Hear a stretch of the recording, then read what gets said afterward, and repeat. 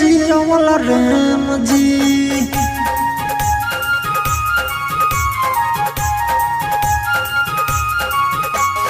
काहे जियवल राम जी जान छोड़ के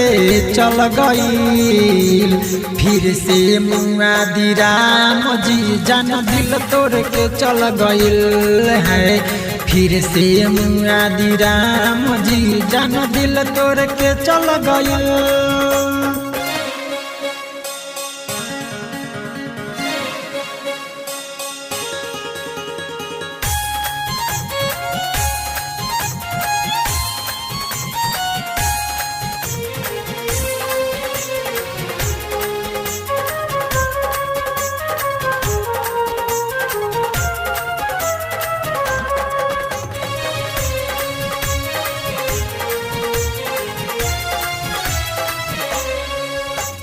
गजबे के जान खेला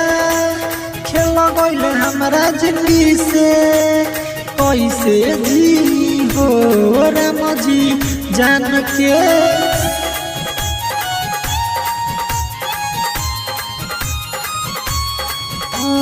गजबे के जान खेला गईल हमारा जिंदगी से कैसे जी हो राम जी जान के बिना हो जान के बिना कैसे जी हो राम जी कैसे जी हो राम जी जान डोली में चल गईल फिर से मुआदी राम जी जान दिल तोड़ के चल गईल है फिर से मुआदी राम जी जान दिल तोड़ के चल गईल।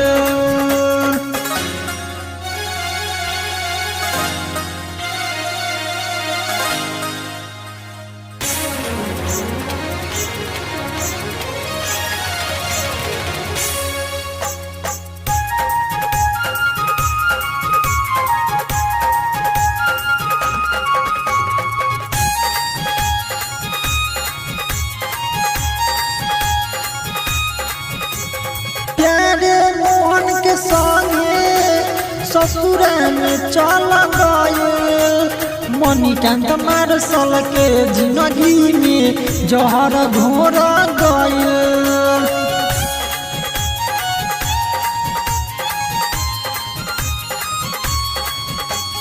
प्यारे मोहन के संगे ससुर में चल गए मणिकांत मार्शल के जिंदगी में जहर घोर गईल जहर घोर गईल।